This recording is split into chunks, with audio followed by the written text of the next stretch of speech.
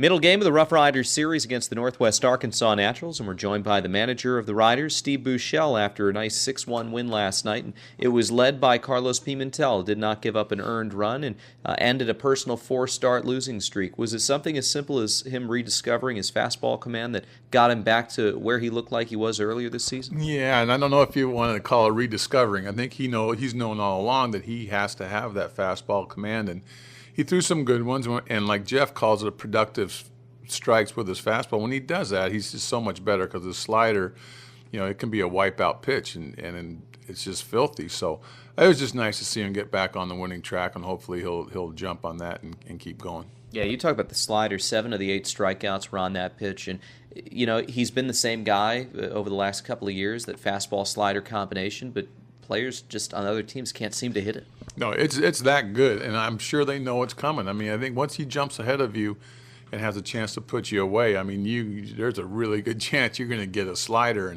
and he's got one of the best, maybe the best in the league. Last night, he passed Thomas Diamond for the all-time strikeout leader for a Rough Rider, now with 311. Earlier this year, he picked up the Rough Riders all-time winning honor, and now he's a 2-clear Diamond there. But going back to his strikeouts, it seems like he's been striking out guys at a much higher rate this year than he has in seasons past. Is that simply because of that slider, or has it just been the overall productivity from all of his pitches that have made him tougher on batters? I think it's the productivity, like you said, of all of his pitches. He's a strikeout pitcher, and I think he's a pitcher that probably down the line, as he moves up from Frisco to AAA and hopefully takes the next step, he's going to have to learn how to pitch to contact a little bit more. I mean, he'll wear himself out becoming that strikeout pitcher that he is. He's just not efficient and throws a lot of pitches. But when you have that kind of a slider and you have a good changeup and you have a fastball that he gets in the low 90s pretty consistently, you should strike people out. So that's just what kind of pitcher he is. But I think sooner or later, I think he'll find it a lot easier by good location. He can get some outs with contact. Here with RoughRiders manager Steve Buechele. We've seen it a couple of times here in these last couple of series, but the Arkansas pitching staff just seems to have this lineup's number. Is it anything more than pitching staff really knowing how to pitch this lineup?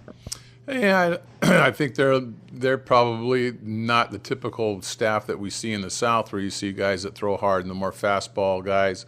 I think their staff, they were not overpowering by any means, but through their off-speed stuff for strikes, for strikes behind in the count for the first pitch is a little bit different than what they're normally seeing. I mean, they actually pitch. And I think for our guys, we can be, as young as we are and at times undisciplined, we'll chase some of that bad stuff and make some pretty easy outs. But give them credit. They pitch really well. And yeah, maybe they do have our number, but we don't have to play them anymore, so that's good. Well, you hope you would play them again at some point. That would mean you guys would meet in the playoffs. It's interesting you say that, the heat versus being able to just know how to sequence a guy and pitch. Is that something that's obviously the pitchers are working on that. Is that something that hitters are also thinking of at the same time, what a pitcher's trying to do to work them as opposed to the stuff is beating me? Sure. I mean, I think pitchers make adjustments. The hitters have to make adjustments just as well. You get to Double-A, and I think if you talk to Hanser and some of those younger kids that have come up this year, they'll tell you they didn't know that the pitching was going to be this good in Double-A. and it really is. I mean, you got a lot of guys that are starters and relievers in this league that are going to pitch in the big leagues. While pitchers are making adjustments and learning their craft and how to refine it, hitters have to do the same thing, So that's where I think here we've kind of gotten in a little bit of a lull, as the pitchers move on during the year. They're making their adjustments and their refinements. We've played these teams over and over. They got a good scouting report. Now it's kind of up to us to make the adjustments. And for young hitters, sometimes that's hard to do. Is this the best you've seen pitching-wise in the league in your time in the Texas League? Yeah, last year wasn't bad. But I think in the South Division, in our division, I think overall the pitching this year, is probably the best I've seen. Taking a look at, last night's game, it must be a nice boost, A, to get rid of Arkansas, and to B, bring a team in that you've hit well against, and to see the result that you had last night. Can that be a confidence boost for you guys moving forward through this series, and then when you face another good pitching staff coming up later in the week in Corpus? Yeah, I think, we've been in one of those stretches where runs are hard to come by. We haven't been executing very well when you get the opportunities. Typical bases loaded, nobody out, we get one, and you feel lucky to get one. It was we've been going through a stretch like that. These guys have been through it before. They've bounced back. I expect them to do the same thing. But yeah, it's kind of nice to see a new club come in after a team kind of blows you out for 3 and see if we can't get on a little bit of a roll. I know that Jason in batting practice will have guys work on certain types of situational hitting, runner at second base, trying to move him over, trying to get him in. Is that the extent of what you guys do to work on in those big situations to get guys prepared for those moments, or is there something else that you do or you can do to try and increase that type of productivity? I think if you can do it, physically, actually in batting practice, it's one thing. To talk about it and to explain to them that in situations like that, the pitcher's the one that's in trouble. I think a lot of times as a hitter, you look at it as the pressure's on you, when in reality the pressure's on the pitcher. And I think that's also part of being young and understanding that. Nothing like game experience. You can duplicate it or you can simulate it in batting practice. You can talk about it all you want. But until you do it in the game over and over and it becomes habit and you know what you're doing as a hitter, that takes time.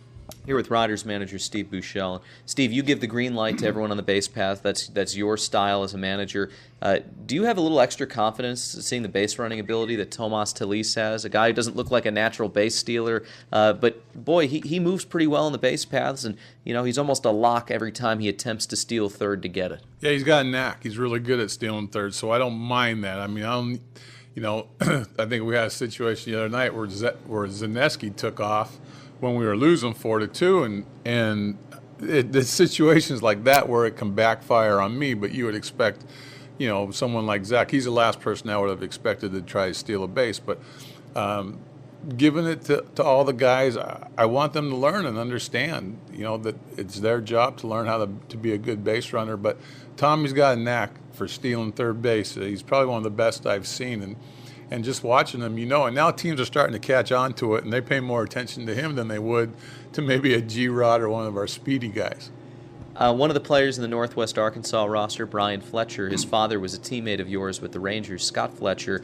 He was born around the time that you and Scott were teammates. Did you know Brian at all growing up, or do you remain close with Scott? No, I haven't seen Scott. Well, he was in the league last couple of years, so I would see him while he was roving, and saw him the first year in the California League. He's still in baseball.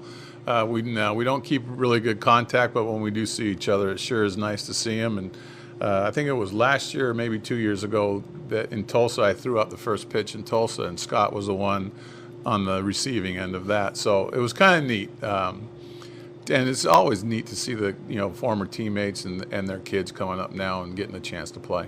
Boo, congratulations on the win last night, and best of luck here tonight. I appreciate it. Thanks, Alex. That's RoughRiders manager Steve Buechele. We're back after this on the Riders Baseball Network.